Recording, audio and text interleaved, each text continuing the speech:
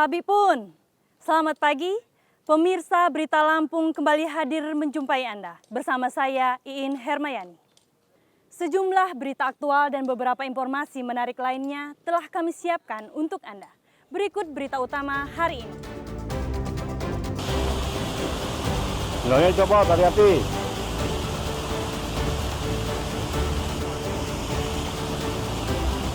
Bencana longsor merusak 3 desa di 2 kecamatan di Tanggamus. Banyak jalan yang putus akibat tertimbun tanah longsor. Kalau kendaraan sepeda motor dan lain-lain tidak bisa.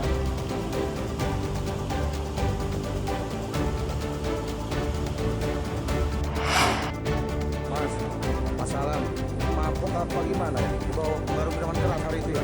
Pembunuh seorang penagih utang di Lampung Selatan menyerahkan diri ke polisi.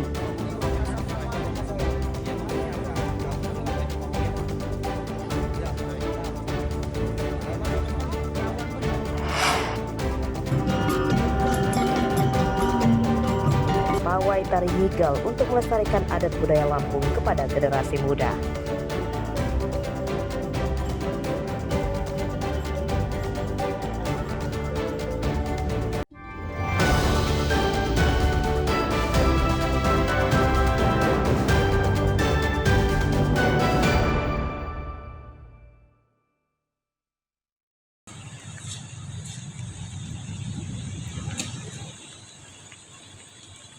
Setelah dilanda banjir besar, Kabupaten Tanggamus kembali dilanda bencana tanah longsor yang terjadi pada Kamis malam. Bencana longsor terparah terjadi di Desa Padang Ratu dan Ketapan, Kecamatan Limau. Lalu satu lagi terjadi di Kecamatan Wonosobo. Material longsor menimbun jalan antar kecamatan dan tidak merusak permukiman. Namun sejumlah jembatan dan beberapa tiang listrik PLN roboh akibat longsor tersebut. Menurut petugas, bencana longsor terjadi saat hujan lebat.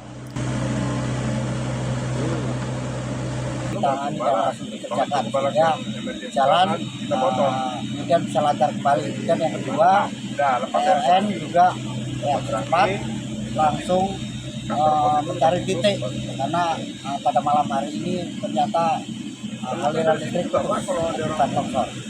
Untuk longsor sendiri berapa titik loh? Yang longsor ini kalau yang kecil-kecil ada banyak, tetapi utamanya ada 3 titik yang harus segera ditangani supaya lalu lintas berjalan dengan lancar. Kondisi di sana akibat bencana banjir yang terjadi yaitu akibat tanah longsor dan hujan deras. Kondisi jembatan tersebut rusak parah, tidak bisa dilewati oleh kendaraan. Bagian mana aja yang rusak dah? Yang bagian rusak yaitu jalan menuju jembatan tersebut, yaitu sisi sebelahnya itu tergerus oleh arus air sungai. Pohon-pohon tumbang. Bencana longsor tidak merenggut korban jiwa. Petugas menurunkan 3 unit alat berat jenis eksavator untuk menyingkirkan tumpukan lumpur dan pepohonan yang menutupi jalan. Pada Minggu siang, jalan yang tertimbun longsor sudah bisa dilewati mobil dan motor. Para pengendara diimbau berhati-hati saat melintasi jalan bekas tertimbun longsor sebab masih licin, khususnya saat cuaca hujan. Asep Saifullah melaporkan dari Tanggamus.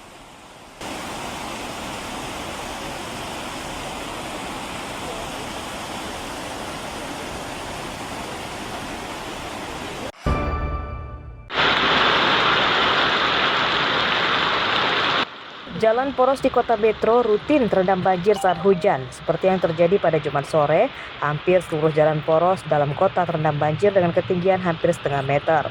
Banjir menyebabkan beberapa mobil mogok akibat terjebak banjir dan kemudian ditarik mobil pemadam kebakaran.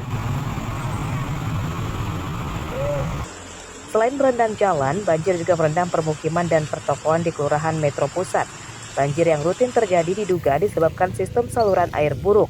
Air hujan tidak tertampung di drainase dan meluap ke jalan dan permukiman. Tepatnya pukul 3 sore ya, setelah hujan deras, kami mendapat laporan 2 mobil yang terjebak di lokasi di Jalan Jenderal Sudirman, Metro Pusat. Setelah mendapat laporan, anggota beserta 1 mobil rescue, 4 anggota meluncur ke sana langsung melakukan evakuasi. Kami langsung melakukan penderekan dengan kami ikat tali, kita tarik menuju ke rumah yang bersangkutan, kebetulan tidak jauh dari lokasi. Sekitar 1,5 jam ini, belum 2 jam ini air sudah naik, air naik karena penampungannya nggak ada.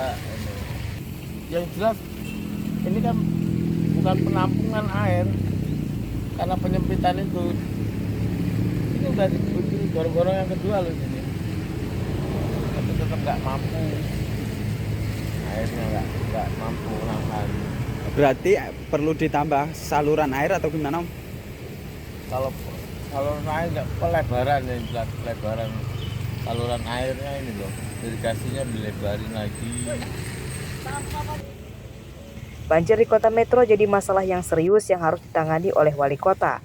Warga mendesak wali kota dan instansi terkait segera menormalisasi drainase yang kini banyak dangkal dan sempit akibat tergerus bangunan. Asep Sepullah melaporkan dari Metro.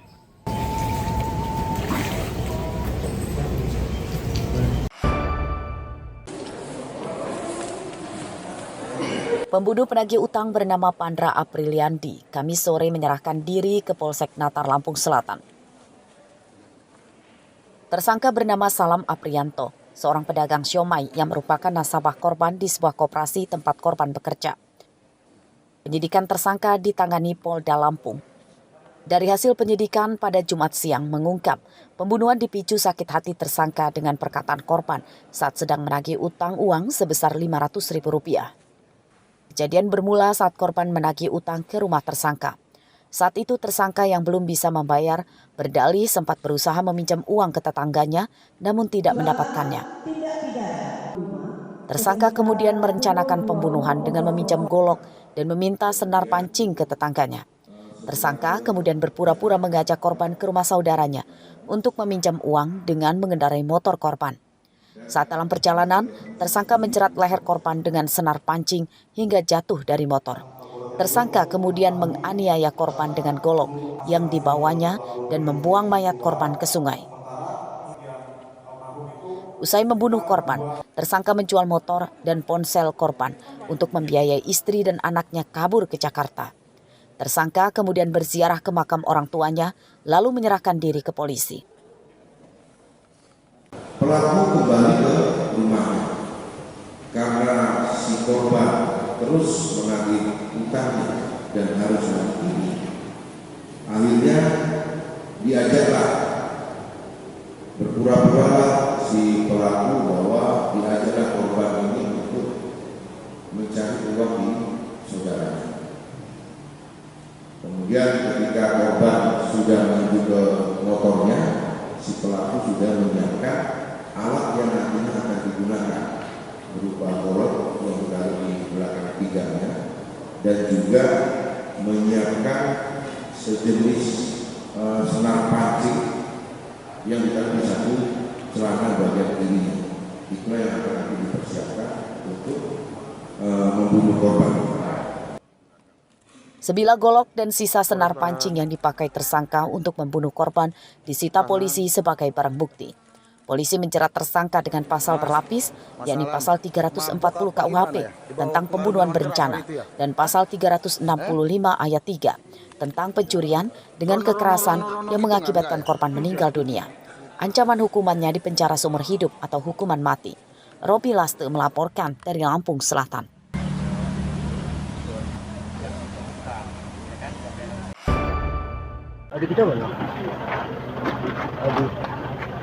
Jenazah Pandra Apriliandi, pemuda umur 21 tahun, tiba di rumah duka di Desa Gedung Ketapang, Kecamatan Sungkai Selatan, Lampung Utara, Jumat dini hari. Pandra jadi korban pembunuhan oleh pedagang siomay di Natar, Lampung Selatan bernama Salam Prayitno. Autopsi jenazah korban berlangsung selama lebih dari 6 jam sebelum diantarkan ke rumah duka. Setibanya di rumah duka, jenazah langsung dimakamkan di tempat pemakaman umum dekat kediaman orang tua korban. Menurut keluarganya, korban merupakan pegawai koperasi simpan pinjam yang bertugas sebagai juru tagih. Lalu, tersangka adalah salah satu nasabah di tempat kerja korban. Pihak keluarga menyatakan sempat mencari korban dan kasus pembunuhan awalnya diungkap oleh pacar korban. Komunikasi terakhir dengan pacarnya, korban menyatakan sedang bersama tersangka dan sempat tercekik. Namun ponselnya mati dan tidak bisa dihubungi lagi. Keluarga, warga, dan teman-teman kerja korban sempat mencari korban di desa tersangka. Saling kenal orang. Ada hubungan apa, Bang? Karena pelaku ini tadi itu adalah nasabahnya. Oh. Terus kronologis keluarga bisa mengetahui kejadian ini seperti apa, Bang? Awalnya itu pukul berapa ya, habis Isya kalau nggak salah itu. Posisi saya kan lagi main di daerah Perkimal. Dapat kabar dari pacar adik saya ini kan datang ke rumah. Pas datang ke rumah tuh ngasih kabar bahwa adik saya itu kayak kena cekek gitu katanya. Habis itu ditelepon udah nggak aktif lagi, nggak diangkat sama adik saya ini kan. Setelah itu saya langsung berangkatlah ke sana sekitar pukul 11. Pas sampai di sana itu emang iya adik saya udah nggak ada lagi di lokasi kejadian itu. Mayat korban ditemukan warga terapung di sungai di Natar, Lampung Selatan setelah dicari selama 4 hari. Dari tubuh korban ditemukan luka bekas penganiayaan senjata tajam. Tidak lama dari ditemukan mayat, massa kemudian membakar rumah tersangka. Dan tidak lama kemudian, pembunuh korban bernama Salam Prayitno menyerahkan diri ke Polsek Natar, Lampung Selatan dan kini ditahan di Rutan Mapolda Lampung. Artio Hapa melaporkan dari Lampung Utara. Sudah ketemu di kali, rekan-rekan saudaraku.